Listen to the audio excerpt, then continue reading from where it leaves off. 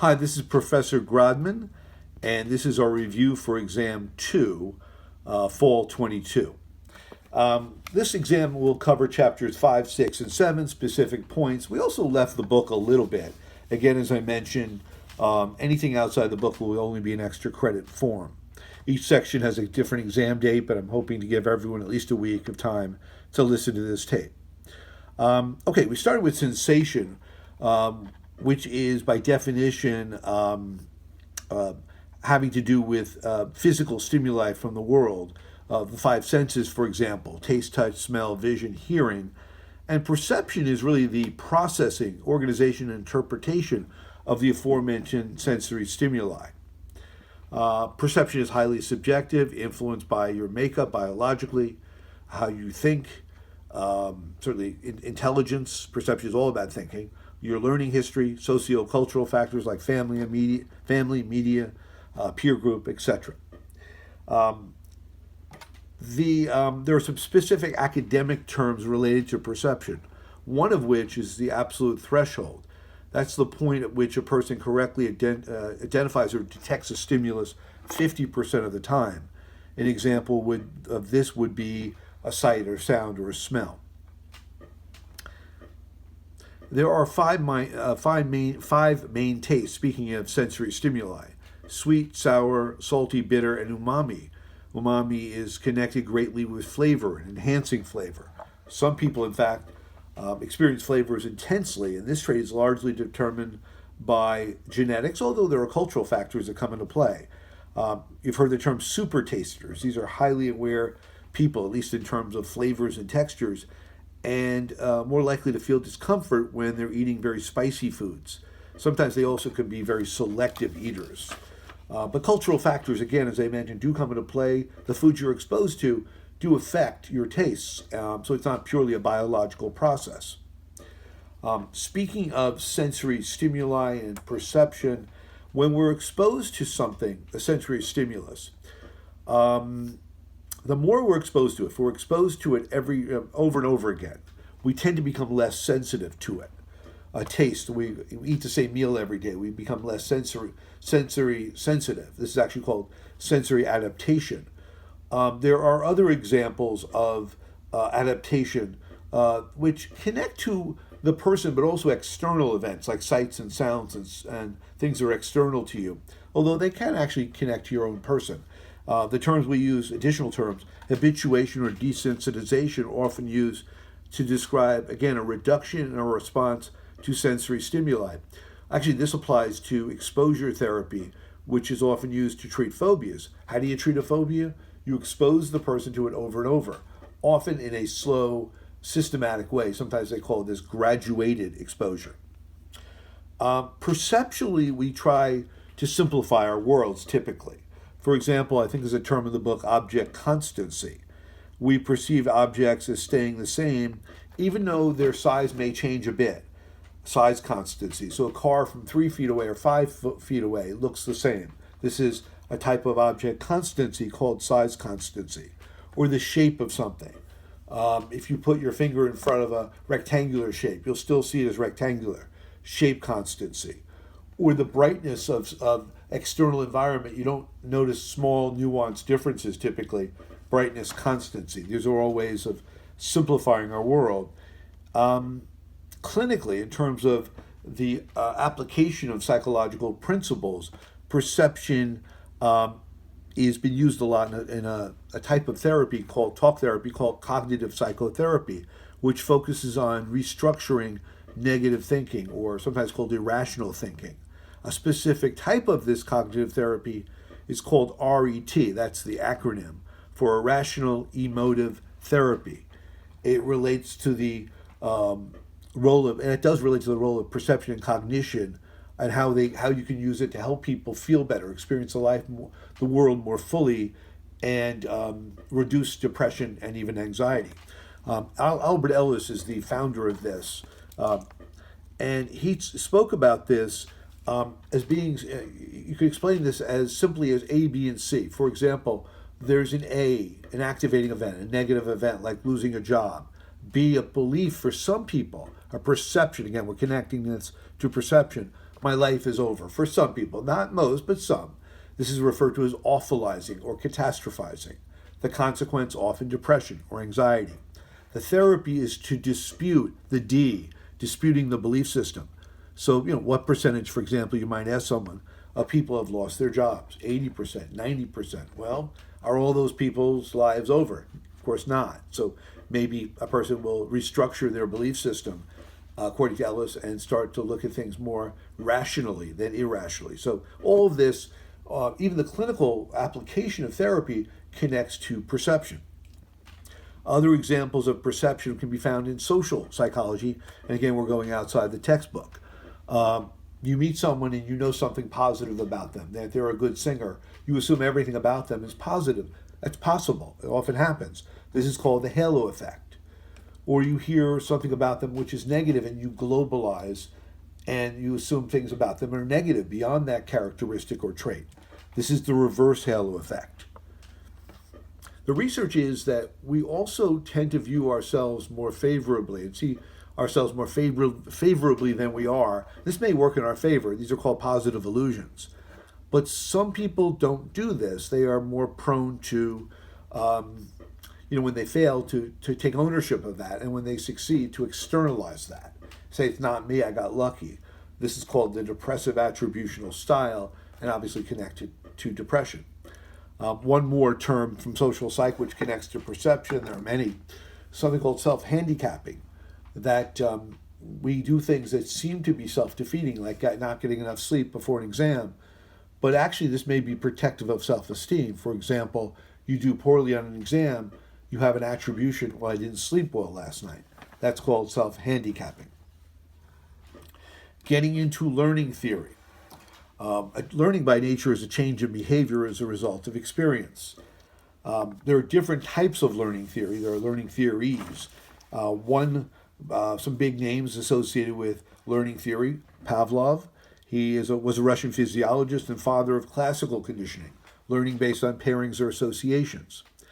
We'll talk about Skinner in a few minutes. But getting back to Pavlov, Pavlov's experiment was a famous one. Meat or meat powder was introduced to a dog. The dog salivated. The meat powder is referred to as the unconditioned stimulus. The salivation response, the unconditioned response. When a bell was rung, the dog had no learning history. It didn't salivate. However, when the bell and meat were paired together many times, and the meat was taken away, the bell produced salivation because of its association with the meat. The bell is now called the conditioned stimulus, the salivation, the conditioned response. But, and he did this, if you introduce the bell without the meat for many, many, many trials or times, you will have that connection get lost between a bell and a meat, and the bell goes back to being a bell, neutral. This is called extinction. But it may come back one time. You may get a little salivation sometime after extinction. This is called spontaneous recovery. John B. Watson was the father of behaviorism. He classically conditioned a person, first person to be classically conditioned, Little Albert. Little Albert was not afraid of a rat initially, it was neutral, but he was afraid of loud noise. Loud noise produced crying. The loud noise was the unconditioned stimulus, US, the crying, the unconditioned response. Then the rat and loud noise were paired many times over. Take away the loud noise, guess what? The rat produces crying. The rat alone now is the conditioned stimulus, or CS, the crying, the CR, or conditioned response. Then he started, Little Albert, becoming afraid of anything resembling a rat, responding to similar but distinct stimuli as if they're the same. This is called stimulus generalization. If he was able, and he wasn't based on his age, developmentally he wasn't there yet, but if he was able to distinguish between similar stimuli, this is referred to as stimulus discrimination. Skinner, as noted before, was the father or pioneer of classical, sometimes also referred to as instrumental conditioning. Skinner, an American 20th century psychologist, came into prominence in the 1930s, was influenced by E.L. Thorndike's law of effect. Behaviors followed by positive consequences are strengthened. Behaviors followed by negative consequences are weakened. So they're looking here at consequences. Punishment is a negative consequence, which typically decreases a behavior. Reinforcement, which is positive reinforcement everyone's heard of, is a positive consequence which follows a behavior which strengthens that behavior. Negative reinforcement has to do with not reinforcing something and more occurring a good thing or something occurring because it's a negative thing has been reinforced, but rather it has to do with the removal of a negative stimulus to increase the probability that a behavior can be repeated. Skinner was particularly interested in positive reinforcement, and he broke it down into 4 different types or schedules of partial positive reinforcement. Fixed ratio, being reinforced based on a fixed number of responses. Fixed interval, reinforcement based on fixed time. Variable ratio, reinforcement based on varying number of responses. And variable interval, reinforcement based on a varying amount of time. The variable ratio schedule is the one that is most resistant to an old term called extinction. A slot machine, commission sales, gambling, all are examples of the employment of a variable ratio schedule. The contemporary view is that biology comes into play and that part of the reason why we're reinforced is neurobiological. Well, not in the days of Skinner and any of these behaviorally oriented psychologists of nearly 100 years ago. Skinner wasn't quite 100 years ago, but certainly more than 50 years ago, probably about 90 when his theory came into, or his paradigm came into play. One more person who is more contemporary but falls under the heading of learning theory. His name, Albert Bandura, social learning theorist, based out at Stanford University in Palo Alto, California. And he was interested in learning that was not just direct. See, Skinner and Pavlov and these people, it was all direct learning. But what about learning that occurs vicariously or observationally? Things you see. And he did a famous study, Bandura did, of aggression. Children who watched aggression became more aggressive. They modeled it.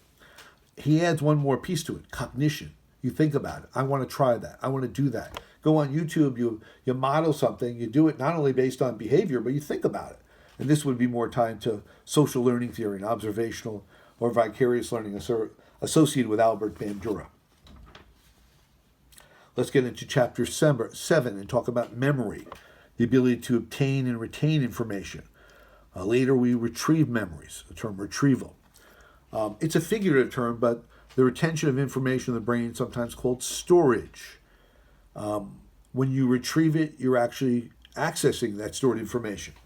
And a lot of what we what we learn and cognitively remember, it's a cognitive process, has to do with directing our mental resources to relevant information, selective information. This is sometimes called selective attention. Information also is processed in memory for different periods of time. Sensory memory for a split second. Sensory stimuli, the 5 senses. Short-term memory, a phone number, someone's name for up to about 20 seconds. Sometimes this is called short-term storage or short-term memory. Another name is working memory. With working memory, we often put individual items into groups. You may remember we talked about this, called chunking. And long-term memory is something certainly more than 20 seconds. Usually we associate with this with days, weeks, months, and maybe permanence for a lifetime. The process of putting that information into memory, whether it's short or long-term, especially long-term, is called encoding. And really the process of learning, cognitive learning, really has to do with transferring information from short-term memory to long-term memory. We can do it through rote repetition, maintenance rehearsal, or through probably a more effective and efficient method called elaborative rehearsal. We connect new information with previously learned information.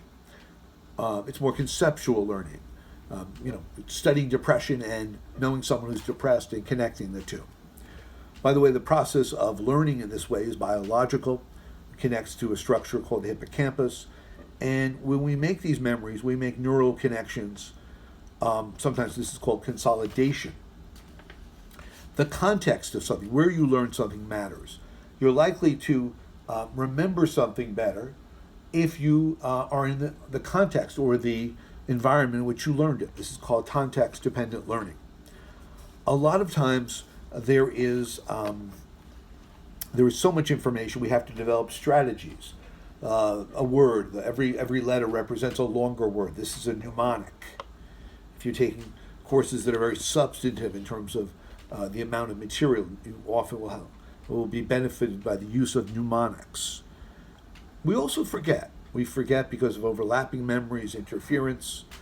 For example, proactive interference, where an earlier memory affects a current related memory. Sociology from 3 years ago affects psychology today. Proactive interference. Where another example of interference is retroactive, where psychology today affects sociology of 2 years ago. It wouldn't be with physics and in art. It would have to be related areas, related people. Examples. These are all examples of interference, whether they be proactive or retroactive interference.